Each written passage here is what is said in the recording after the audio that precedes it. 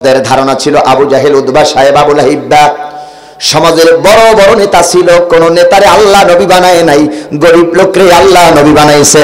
কাল লাগান আল্লাহ তার ধনী দেখে পয়সাওয়ালা মোটা মানুষকে আল্লাহ নবুয়তি দেন না। বান্দার ভিতরে আল্লাহ যাকে পছন্দ করেন তাকে নবুয়তি দেন। আল্লাহ তার বান্দার ভিতরে মুহাম্মদকে পছন্দ করেছেন, তাই নবুয়তি দিয়েছেন। মক্কার লোকেরা মুহাম্মাদের নবুয়তি আর নেতৃত্ব তারা মানতে পারে নাই, তাই বলছে কেমন রসুল। আল্লাহ চাইলে আসমান থেকে আমাদের কাছে ফেরেশতা নাজিল করতে পারত। কাফেরদের প্রশ্নের জবাব আল্লাহ রাব্বুল আলামিন সূরা আনআমের 111 নম্বর আয়াত নাজিল করে, কান লাগান। ওয়ালাউ আন্নানা নাসালনা ইলাইহিমুল মালাইকাতা ওয়া কাল্লামাহুমুল মাউতা ওয়া হাশারনা আলাইহিম কুল্লা শাইইন ক্বাবলাম মা কানু লিয়ুমিনু ইল্লা আন ইয়াশা আল্লাহু ওয়ালাকিন্না আকসারাহুম ইয়াজহালুন। আল্লাহ রাব্বুল আলামিন বলেন, ওয়ালাউ আন্নানা নাসালনা ইলাইহিমুল মালাইকা, আমি আল্লাহ আসমান থেকে যদি ওদের কাছে ফেরেশতাও নাজিল করতাম, আমি আল্লাহ আসমান থেকে ওদের কাছে যদি ফেরেশতাও নাজিল করতাম, কবর থেকে মরা মানুষ জিন্দা হয়ে যদি ওদেরকে কালেমার দাওয়াত দিত, কাল লাগান। ওরা বলছে আল্লাহ কেন আসমান থেকে ফেরেশতা নাজিল করলো না? আল্লাহ ওদের প্রশ্নের জবাবে বলে, আমি আসমান থেকে আল্লাহ যদি ফেরেশতাও নাজিল করতাম, কবর থেকে মরা মানুষ জিন্দা হয়ে যদি ওদেরকে কালেমার দাওয়াত দিত, ওরা ঈমান আনবে না। ওরা ঈমান আনবে না। কেন ওরা ঈমান আনবে না? আয়াতের শেষ অংশে আল্লাহ বলে ওরা কিরান ঈমান আনবে না, ওয়ালাকিন্না আকসারাহুম ইয়াজহালুন, অধিকাংশ মানুষগুলো হলো মূর্খ, সেই জন্য ওরা ঈমান আনবে না। এবার কান লাগান, ওরা ঈমান কেন আনবে না? সূরা বাকারার 7 নম্বর আয়াত থেকে দলিল দিচ্ছি ওরা কেন ঈমান আনবে না। খতামাল্লাহু আলা কুলুবিহিম ওয়া আলা সামিইহিম ওয়া আলা আবসারিহিম গিশাওয়াতু ওয়া লাহুম আযাবুন আযীম। আল্লাহ পাক বলেন, খতামাল্লাহু আলা কুলুবিহিম ওয়া আলা সামিইহিম ওয়া আলা আবসারিহিম।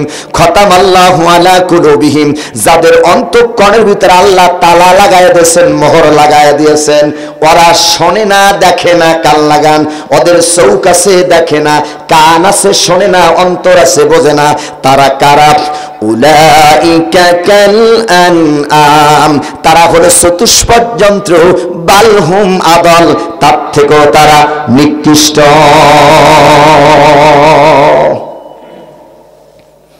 দেখেন আল্লাহর কথার কত দলিল, আল্লাহর কত হক।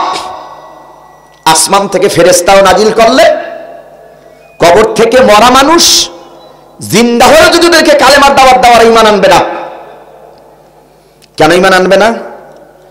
চোখ আছে, দেখে না, কান আছে, অন্তর আছে, বোঝে না।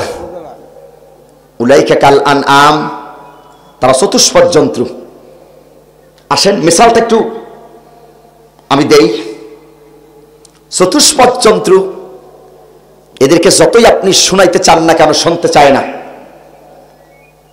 আপনার পাশের বাড়ি আছে আব্দুল করিমের বাড়ি, আর আব্দুল করিমের আছে একটা কাঁঠাল বাগান।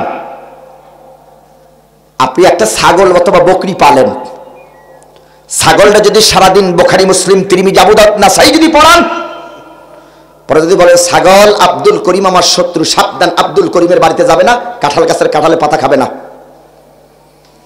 ছাগলের রশি ছাড়া মাত্র কবে, ওরে বেটা মালিক তোর কথা ফেলে দিলাম, ছাগলটা আস্তে করে দেখবেন মাথা একটা ঝাঁকি দেয়, ঝাঁকি দিয়ে যেখানে যেতে নিষেধ করছেন সেখানে আগে ছাগল দৌড় দেয়। কি কথা কান, কি দৌড় দেয় কিনা? আস্তে করে গিয়ে ওই বাড়ি কাঁঠাল বাগানের কাঁঠাল পাতা খেতে শুরু করে দেয়। আমাদের সমাজে এরকম কিছু লোক, কোরআন দিয়ে বুঝাবেন, হাদিস দিয়ে বুঝাবেন, তার সঙ্গে ইতিহাস দিয়ে বুঝাবেন, শুনবে না, বুঝবে না, শোনার পরে বোঝাবে না, শোনার পরে আস্তে করে ছাগলের মতন মাথাটা ঝাঁকি দিয়ে আর এক রাস্তা দিয়ে চলে যায়। কথা বলেন। এরকম ঝাঁকি দেওয়া লোক কি নাগরপুরে আছে? আছে। কে আছেন একটু হাত জাগান? জাগাবে না? কষ্ট হচ্ছে আপনাদের? কষ্ট হচ্ছে? মাঝে মাঝে একটু উদাহরণ দিলে আপনাদের বুঝতে খুব সুবিধা হবে। আল্লাহ কোরআন শরীফ অনেক উদাহরণ দিয়েছেন। আল্লাহ মশার উদাহরণ দিয়েছেন, মাছির উদাহরণ দিয়েছেন। আমি হাফেজ হওয়ার পর আমার দাদা আমাকে ডাকছে, এ গাদা এদিকে আয়। হাফেজ হওয়ার পরে ডাকছে, গাদা এদিকে আয়। কি আমার গাদা বললে ডাকলো মানে কি? গাদা এই মাদ্রাসার কতগুলো তালিবুল ইলম আমার আগে বক্তব্য করেছে, হুজুরকে বলেছে আলহামদুলিল্লাহ। এই মাদ্রাসার ছাত্ররা বক্তব্য করছে আলহামদুলিল্লাহ, এটা খুব ভালো, আমার কাছে খুব ভালো লাগছে। 10 মিনিট 20 মিনিট করে ছাত্ররা বক্তব্য করছে, কোনো বক্তা নাই। আমি অত্যন্ত খুশি হয়েছি। আর আমি বলছি যে এই মাদ্রাসা থেকেই তো তারা গড়বে, এখান থেকেই তো তারা শিখবে। আলহামদুলিল্লাহ, খুব খুশি হয়েছি। ছোটবেলা থেকেই কথা বলার অভ্যাস। হাফেজর পর দাদা ডাকছে, গাদা এদিকে আয়। আমি খুব রেগে গেছি, আমার গাদা বলল। ছোট্ট থাকলে যে অবস্থায়, আজ থেকে প্রায় 26 বছর আগে, 1999 সন, আমি আমার মায়ের কাছে বললাম, মা আমাকে গাধা বললো কেন? আমার আব্বা জিজ্ঞেস করলেন, মা জিজ্ঞেস করলেন, আব্বা আপনি কেন আপনার নাতিরে গাধা বললেন? তখন আবার বলতেছে, গাদার ঘরে গাধা। আগে বলছে কি আর এখন বলছে কি? গাধার ঘরে গাধা। মুস্কি হেসে বললেন, এই কথার অর্থ তুমি এখন বুঝবে না, আরো পরে সময় আসলে। যখন দারুন নাজাত সিদ্দিকে কামিল মাদ্রাসা বাংলাদেশের শ্রেষ্ঠ বিদ্যাপীঠ, যখন বুখারী আউয়াল এবং সানি পড়ি, যখন তাফসিরে কাশফ বাইজাবি যখন পড়ি, তখন দাদাকে খুব ওই কথাটা মনে করছিল, বারে বারে মনে পড়তো। তখন তো বলছিল, দাদাই গাধার ঘরে গাধা। আমি তো দেখি গাধার ঘরে গাধা, গাধার ঘরে গাধা।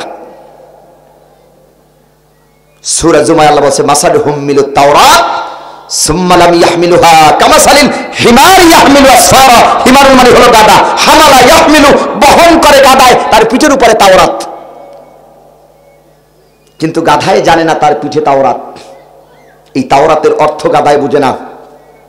গাধায় এক দেশ থেকে আরেক দেশে পিঠে করে চিনি নিয়ে যায়। গাধায় চিনি খাওয়ার ওস্তাদ, কিন্তু গাধায় জানে না তার পিঠে চিনি বস্তা। যদি গাধায় বুঝতো তার পিঠে চিনির বস্তা, মালিকের গন্তব্যস্থলে চিনির বস্তা পৌঁছাইতো না, মাছ পথে ফাটাই খেয়ে ফেলতো। কিন্তু গাধায় জানে না তার পিঠে চিনির বস্তা। কোরআন সিনার মধ্যে আছে, কিন্তু এর অর্থ বুঝছি না।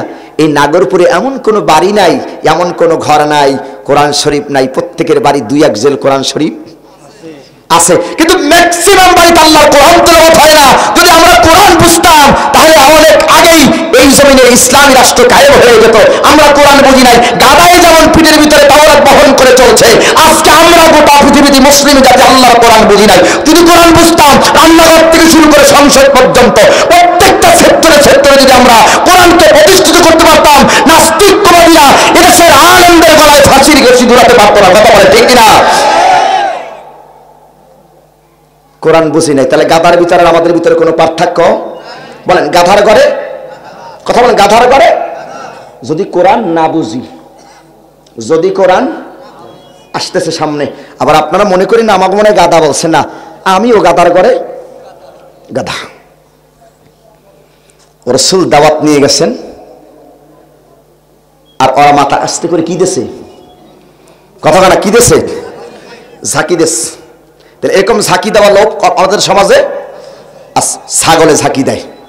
এই অভ্যাস কাদের? কথা বলে, এই অভ্যাস কাদের? একবার আমার মোরেলগঞ্জ উপজেলায় বাড়ি, ছাগল একটা কিনলাম, কোরবানি দেবে। এই পাশে কথা বলে কারা? বলেন, যে দৃষ্টি আকর্ষণ করে বলছে। আমি তো নষ্ট করে মাইক বন্ধ করে দেবো, আমার আলোচনা এবং মেজাজ একটু অন্যরকম।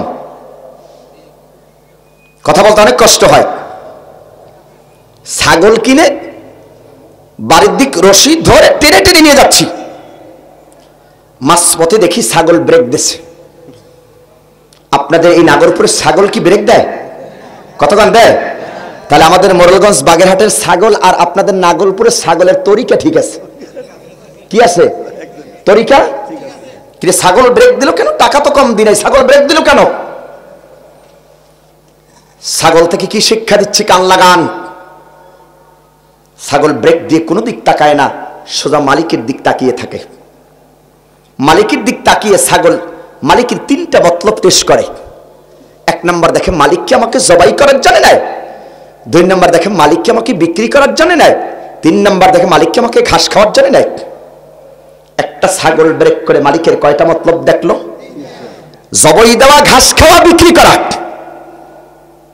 পৃথিবীর সৃষ্টির শ্রেষ্ঠ আমরা, আশরাফুল মাকলুকাত, কাররামনা বানি আদম, বানি আদমকে আল্লাহ সম্মানিত করেছে। অসম্মানিত জাতি, অসম্মানিত ভাইয়েরা, একটা ছাগল ব্রেক করে মালিকের তিনটা মতলব পেশ করলো। আর একটা মানুষ হয়ে ব্রেক করে দেখলাম না কোন নেতার পিছনে হাঁটছি, কোন নেতার পিছনে আমরা নেতৃত্ব দিচ্ছি, ওই নেতাইকে আমরা জান্নাতে নেয় না জাহান্নামে নেয়, একবার ব্রেক করে দেখলাম না। তা আল্লাহ বলে উলাইকা কাল আনআম, তারা হলো চতুষ্পদ জন্তু।